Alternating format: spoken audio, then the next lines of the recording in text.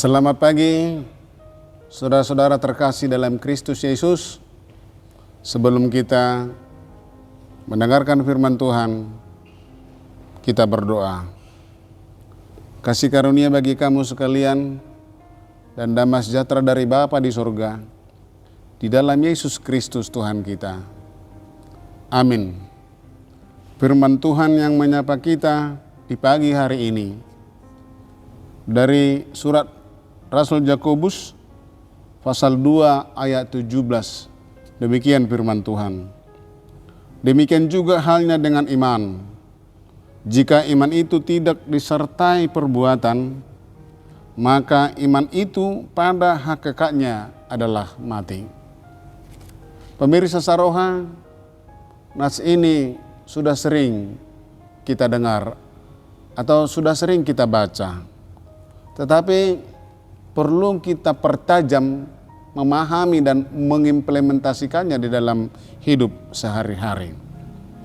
Iman bukanlah sekedar rumusan-rumusan teologi tentang definisi tentang iman. Iman bukanlah sekedar narasi-narasi ilmiah tentang apa iman itu. Tetapi lebih dari itu. Secara singkat, iman adalah keyakinan yang fundamental akan eksistensi Allah yang Tritunggal, yang menaungi, menguasai, dan mengendalikan segala ciptaan, termasuk yang mengendalikan segala sifat kelakuan dan perjalanan kehidupan manusia.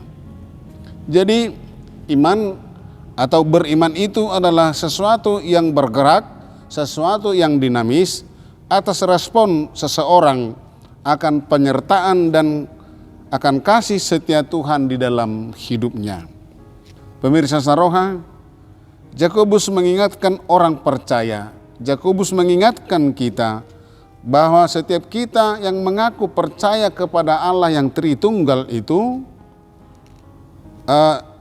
dan mengaku, setiap orang yang mengaku kepada Allah yang Tritunggal itu dan beriman, tentu harus disertai dengan perbuatan. Itu adalah tekanan dari ayat itu tadi. Tetapi perbuatan yang bagaimana? Ini yang harus kita garis bawahi. Ini perlu kita tegaskan. Perbuatan-perbuatan yang bagaimana? Tentunya perbuatan-perbuatan yang seturut dengan kehendak Allah, sebagai respon akan anugerah kasih setianya yang menyertai dan memberkati kita.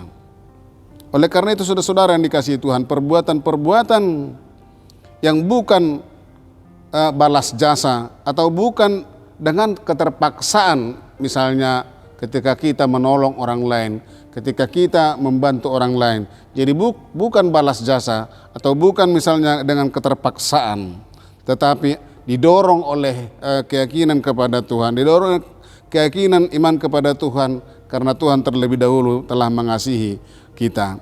Jika mengaku orang yang beriman, tetapi tidak ada aksi, kata orang-orang misalnya dia mengaku beriman, tapi no action take only, dia hanya ngomong, adalah mati. Seperti Nats hari ini.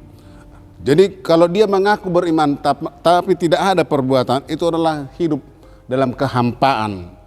Bahkan juga kemunafikan. Kalau misalnya dia hanya misalnya pintar misalnya dalam ibadah bernyanyi, dalam ibadah berdoa, dalam ibadah misalnya dia paduan suara, tetapi tidak ada perbuatan sama sekali.